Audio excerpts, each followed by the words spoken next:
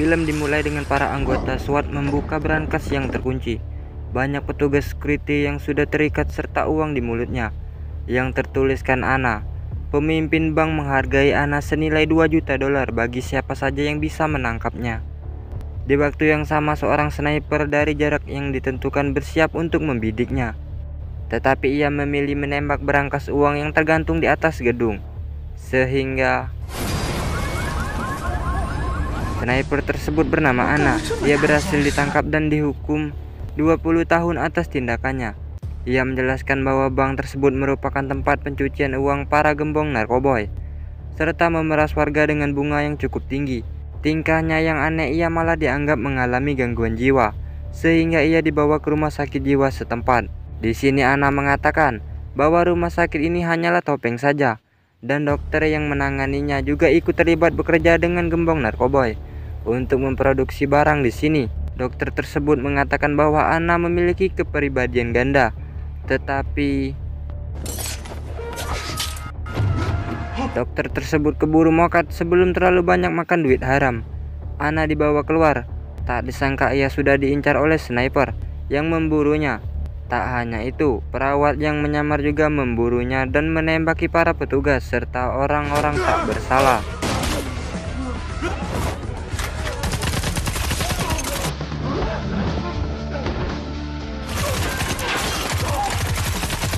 Hanya satu perawat yang selamat, ia bernama Nasipan.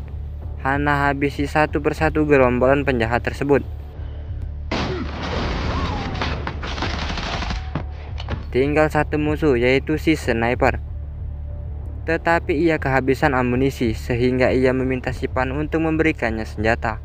Sniper tersebut terus-menerus melancarkan serangan.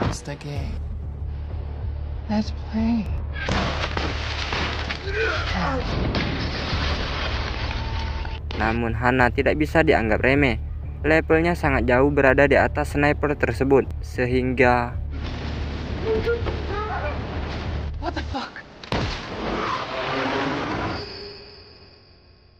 ia segera pergi, tetapi Sipan menyuntikkan obat bius padanya. Pasien dilarang meninggalkan rumah sakit dalam keadaan masih sakit. Ia teringat masa lalunya yang diselamatkan oleh Roger. Ia tersadar di sebuah ruangan gelap dan sekelompok tentara elit menyiksanya, serta membacakan biodata lengkap Anna. Ia bergabung pada pasukan elit Tiongkok sejak umur 12 tahun. Satu-satunya tentara wanita dengan peringkat tertinggi. Lalu ia menghilang, serta memberantas 50 pengedar narkoboy dan mengacaukan pengedaran obat terlarang. Di sini Sipan dicurigai sebagai rekan Anna. Orang ini adalah komandan pasukan elit bernama Jintai. Sipan mengatakan ia adalah korban, tetapi Anna juga mengatakan bahwa Sipan adalah rekannya. Jintai mempunyai rencana lain. Ia ingin membantunya untuk menghabisi seorang, yaitu sekelompok tentara elit di sebuah kerajaan kecil Libala.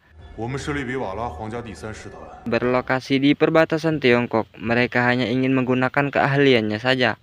Kerajaan sekecil ini merupakan produser narkoba terbesar di dunia. Semua kendala perdagangan dipegang oleh sang raja, tetapi raja tersebut sudah meninggoy akibat dihabisi oleh putranya sendiri.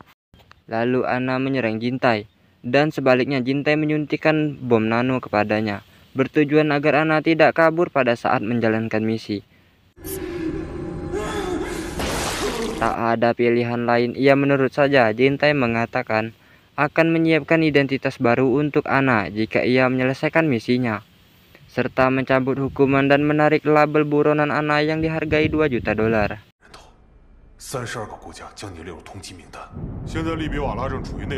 Tak menunggu lama, mereka segera berangkat menuju kerajaan Libala yang dalam kondisi perang. Semua jalur perbatasan telah diblokir, hanya bisa lewat udara.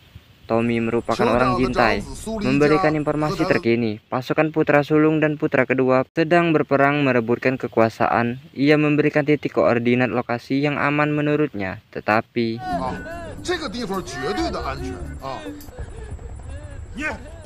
tempat itu sudah tidak aman. Ia beralasan hanya pengasuh anak-anak. Tanpa basa-basi, Anna segera terjun. Kedatangan mereka disambut dengan tembakan karena berada di tengah-tengah perang.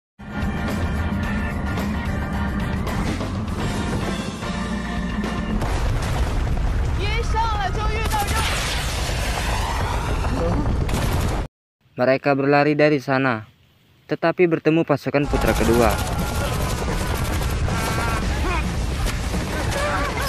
Sipan mengibarkan bendera dari kain karena sudah tak tahan. Putra kedua mengenali Jintai merupakan pasukan Raja Tua, sehingga mereka saling salah. 弟弟，一共就派了3个人，什么意思？ Ana melihat ada sniper di sana. Ia berpura-pura sebagai anggota putra pertama, sehingga sniper tersebut hendak mengejar Ana, tetapi Ana sudah menghilang. Mereka bertiga masuk ke sebuah rumah. Terdapat banyak anak di sana. Jintai membawa anak-anak tersebut ke tempat aman. Ana melihat seorang di sana dan tiba-tiba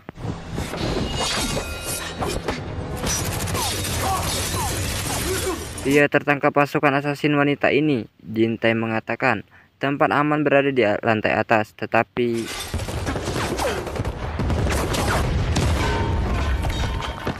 setelah sampai mereka menemukan Tommy yang tertimpa reruntuhan dengan kunci mobil di tangannya. Sehingga mereka berdua pergi dari sana untuk menyelamatkan Ana. Mereka memasuki kota. Begitu banyak para warga yang berdemo agar narkoboy segera dilarang dan menghentikan perang saudara tersebut. Ana terikat di sebuah ruangan bawah tanah dengan Jia, yaitu orang dari Perdana Menteri, merupakan pihak ketiga yang ingin ikut andil merebut kekuasaan. Ia kepusingan sendiri dan keluar dari sana. 你拿到赏金以后，能不能分我点儿？ Sedangkan di luar, Sipan dan Jintai menyamar sebagai dokter sebelum masuk. Kepala penjaga ingin berkonsultasi terlebih dahulu dengan memeriksa penyakitnya. Dengan mudah Jintai menghabisi para penjaga. Setelah tiba, Ana tidak ada di sana.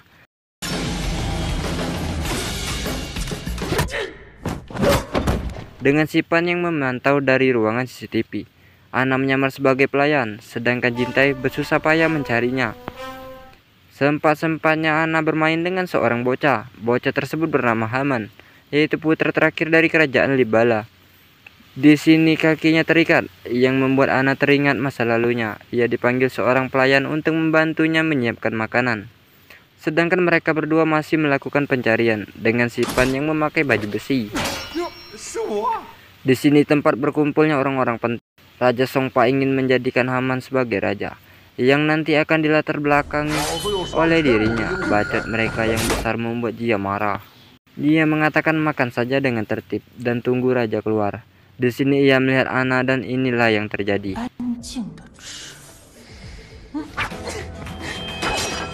Ana mengambil sebuah besi, tetapi besi tersebut sangat berat. Tak disangka Ana sangat mahir dalam berbagai jenis senjata. Tetapi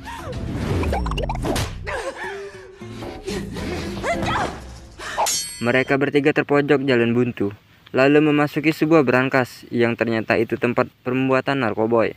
Mereka dilempari bom asap, dan tanpa pikir panjang Ana melakukan sesuatu, yaitu membuat peledak dadakan dari bahan yang tersedia. Mereka segera bersembunyi, dan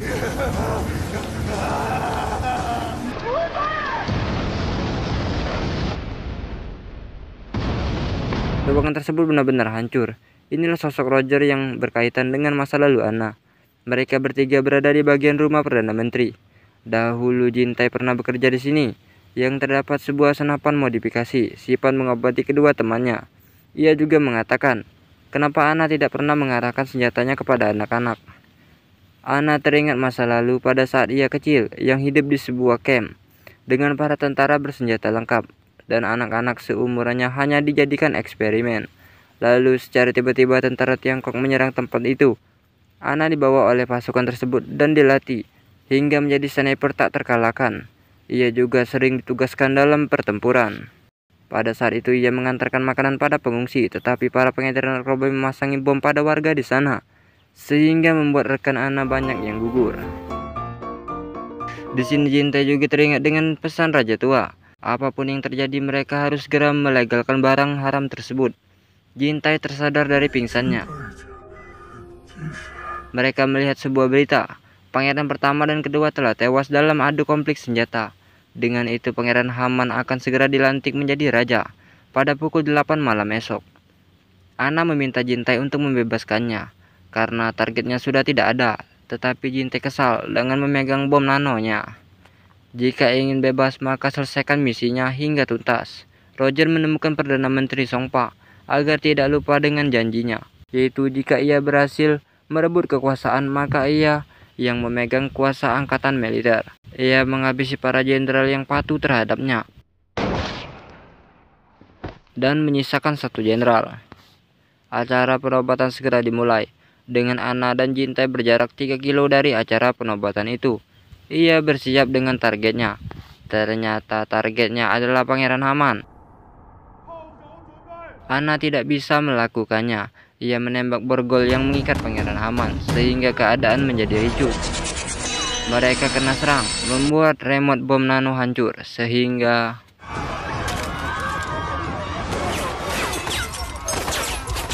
tembak-tembakan semakin seru. Tidak dengan kondisi Anna yang kurang baik. Tiba-tiba seorang sniper menembaknya. Ternyata itu adalah Roger. Di sini Anna memaksa Sipan untuk mengeluarkan bom nano di dalam tubuhnya. Sipan mempunyai ide dengan mengaliri listrik pada air. Sebelumnya percobaan ini belum pernah uji coba, sehingga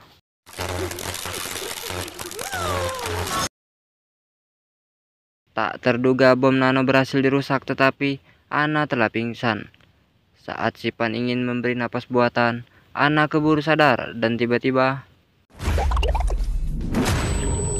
dahulu Anna sempat pacaran dengan Roger, namun sekarang ia membencinya, sehingga pertarungan jarak dekat yang seru.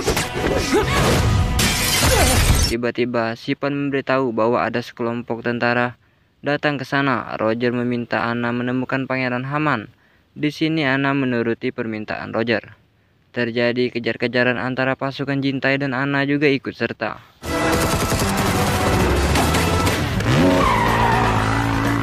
Mereka lolos dari sana, sedangkan Perdana Menteri menangkap Roger karena telah membuat Haman kabur. Ia tidak memerlukan Roger lagi dan mengutus Jia menghabisi Roger, tetapi ternyata Jia sempat diselamatkan Roger, yang membuatnya berutang budi sekaligus menyukai Roger, sehingga ia melepaskannya. Tanpa basa-basi Roger menghabisi Perdana Menteri. Haman bertanya mengapa Anna tidak menembaknya. Ia sengaja kabur dari sana Perdana Menteri karena sangat benci dengan pengedaran narkoboy. Anna tersenyum dengan memikiran bocah ini. Jintai tiba di sana. Ia tidak ingin Haman menjadi boneka. Jintai terlalu keras sehingga tidak bisa membedakan mana yang baik dan bukan. Tetapi ia tidak bisa melakukannya, sehingga mereka sepakat untuk bekerja sama dalam menegakkan keadilan. Haman juga mengatakan bahwa Roger sama saja dengan Perdana Menteri. Anna menemukan Roger dengan Haman yang telah dibawa kembali. Di sini Anna mengajak Roger untuk pergi, tetapi Roger menolak dan tetap berada di sini. Mereka berbeda pendapat dan Anna meninggalkannya. Pelantikan segera dimulai. Pangeran Haman merobek kertas yang ditandatanganinya, membuat Roger marah sehingga terjadi kericuhan di sana. Sipan tak kalah keren dengan melemparkan bom cahaya yang membuatnya kesulitan sendiri.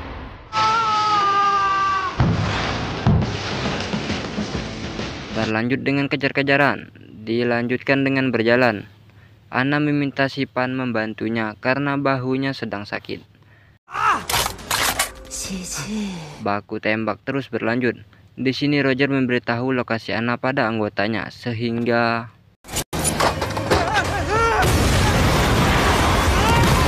sedangkan Jintai melindungi Pangeran Haman. Pertempuran sampai malam hari, tetapi mereka kehabisan amunisi. Hanya menyisakan satu peluru yang berhasil menghancurkan tank. Jia turun tangan mengejar Jintai. Jintai kewalahan, dibuat Jia. Roger menembak Jintai dan terjatuh. Begitupun Hana juga mengenai Jia, tetapi Haman dibawanya. Di sini Roger malah mengorbankan Jia. Sungguh malang nasibnya yang hanya dimanfaatkan saja. Hana membakar jerami tempatnya bersembunyi, membuat pandangan Roger terganggu. Hana menembak borgol Haman dengan satu peluru tersisa. Haman mengacaukan fokus Roger sehingga mereka berempat berhasil melewati masa sulit ini. Kini kerajaan Libala resmi anti narkoboy.